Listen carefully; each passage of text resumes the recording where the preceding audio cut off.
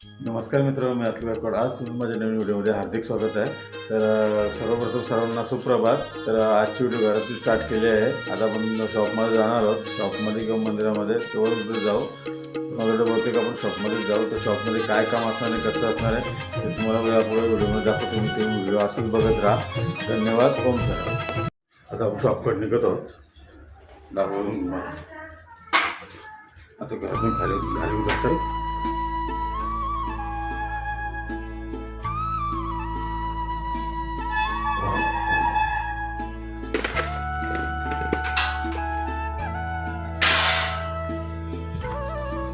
Same रस्ता, same गल्ली. आता शॉपवर आलेला आहे. शॉप ओपन केला आहे. तर शॉपची साफसफाई करून दिवाबत्ती करतो आणि शॉपमध्ये काय काय वस्तू आहेत आपल्याकडे सेलसाठी आणि आपण कशा प्रकारची काय काय कुठल्या प्रकारची रिपेअरिंग करतो ते पण मी तुम्हाला दाखवतो. बघा, शॉप आत्ताच ओपन केला आहे. सामान पण नाही काढला, सामान पण जागच्या जागीच आहे. तर मी तुम्हाला एक शॉपची छोटी टूर करतो आणि दाखवतो काय आपल्या शॉपमध्ये अवेलेबल आहे आणि कुठल्या गोष्टीची आपण रिपेअरिंग वगैरे करतो. ती साफसफाई वगैरे करून झाले, पूर्ण मंदिरावर पूजा वगैरे करून झाले. माझा दाखवतो मी तुम्हाला की दुकानामध्ये माझे काय काय अवेलेबल आहे, काय काय रिपेअर वगैरे करतो ते बघा. हे स्पेअर पार्ट वगैरे आहेत, सर्व इलेक्ट्रॉनिक स्पेअर पार्ट. हे जे बॉक्सेस आहेत, हे बॉक्स, हे रिमोटचे बॉक्स आहेत, ते ॲडॅप्टर वगैरे लागतात ना आपले वायफायचे सेटअप बॉक्सचे वगैरे ॲडॅप्टर ते आहेत. परत परत दाखवतो, हे रिमोट्स आहेत टी व्हीचे, सेटअप बॉक्सचे हे रिमोट आहेत. परत इकडे वरती देवाचं स्थान आहे. हे जे आपला एक्सटेन्शन बोर्ड, हे माईक आहेत, माईक पण आपल्याकडे अवेलेबल आहेत. थोड्या लाईटचा आयटम आहे थोडासा. आणि हा जो मला काल पण दाखवला, हा रिपेअरिंगचं सामान आहे. त्याच्यामध्ये आऊजेची मशीन पण रिपेअरिंगला आलेलं आहे. 2 मशीन आहेत ॲम्प्लिफायर, ते रिपेअरिंगला आले आहेत. आणि हा एक साऊंड बार, हा LGचा स्पीकर, हा एक ॲम्प्लिफायर. आणि ही MT कॅबिनेट आहे 12 इंचीची, जी मंडप वळणं वगैरे लागते ना, तीही एक कॅबिनेट आहे याची. आणि हे बाकी एक जे केबल वगैरे आणि थोडेफार फॅन्सी आयटम आहेत. हे दाखवतो तुम्हाला, चार्जर वगैरे. आणि हा आपला रिपेअरिंग टेबल आहे, इथं आपण वस्तू रिपेअर करतो. हे स्पीकर रेकॉर्डिंगचं सामान आहे, फोन आहे, स्पीकर कोन वगैरे सर्व याच्यामध्ये. असं आपल्याकडे काही सामान आहे रिपेअरिंगचं, ते तुम्हाला मी आता दाखवलेलं पूर्णपणे आपण काय काय करतो ते आणि कसं काय करतो रिपेअरिंग. आणि बाहेर हे ठेवलेलं सामान, कस्टमरचे आलेलं रिपेअरिंगला आलेलं सामान आहे, काही रिपेअर झालेलं सामान आहे बघा. तर असे अशा प्रकारे आपल्याकडे वस्तू सेल आणि रिपेअर वगैरे होतात. तुम्ही बघा, एकदा तुम्हाला परत दाखवतो. आणि हे आपले जे 450 DJवाल्यांचे हाईस आहेत, 450, 750, D26 मार्क, परत 750 Mark 2 वगैरे आहेत ना, त्यांचे हाईस कॉईल आहेत आपल्याकडे, ते पण भेटतात. अशा प्रकारे काही गोष्टी आपल्याकडे अवेलेबल आहेत. तर तुम्ही व्हिडिओमध्ये पाहत राहा, पुढे थोडं काय काय दाखवतो मी ते. धन्यवाद. काम आलेलं आहे आपल्याकडे. आज काम आलेलं आहे ते एक कम्प्युटर आहे आणि पूर्ण सेटअप आहे पूर्ण कम्प्युटरचा. तुम्हाला दाखवतो मी. हा बघा, हा कम्प्युटर मी आता जस्ट खोलला आहे, त्याला सर्व्हिस करायला लागेल.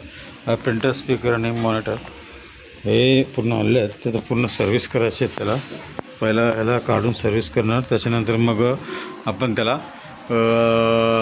चालू करून बघू कसं ऑन होतो आहे का. तर कस्टमरचं ऑन होतं आहे पण डिस्प्ले येत नाही, तर थोडा मोठा प्रॉब्लेम आहे. तर आपण बघूया त्याला तर ओपन करून. आता मशीन खोललेलं आहे, मशीन उन्हामध्ये ठेवली, त्याला डस्ट आहे भरपूर, ते गरम झाल्यानंतर मग साफ करून पूर्णपणे क्लीन करता येईल. आणि हा जो मदरबोर्ड आणि प्रोसेसर तुम्ही बघू शकता, CPU फॅन आणि ह्या 2 रॅम आहेत. तर आता आपण याला खोललं पूर्णपणे, त्याला पूर्णपणे आपण सर्व्हिस करून घेऊ. आणि मग याला एक वेळेला आपण रॅम टाकून ऑन करून बघू हा ऑन होते का. तुम्ही बघू शकता CPU मी खोलला पूर्णपणे, मदरबोर्ड काढून मदर डिअसेंबल केलेला आहे. आणि फॅनमध्ये पूर्णपणे डस्ट झाले आहे बघा, तुम्ही बघू शकता पूर्ण धुवले आतमध्ये बघा, कचरा दिसतोय बघा. तर याला पूर्णपणे साफ करून घेऊ, वॉश करून घेऊ, एकदम साफ करून घेऊ, वॉश नाही साफ करून घेऊ पूर्णपणे. आणि बोर्ड पण सर्व्हिसिंग करून टाकू. प्रिंटर आपण घेणार चेक करायला, मग CPU चेक केला, त्याला थोडं मी बोर्ड साफ केला आणि ठेवल्या बाजूला. तर आता आपण त्याचा प्रिंटर चेक करू. पहिल्यांदा प्रिंटर ऑन केला आहे, तुम्ही बघू शकता. आणि याच्यामध्ये एक पेपर पण आहे, कुठला तरी पेपर पण आहे. आपण झेरॉक्स देऊ बघू प्रिंट येते का.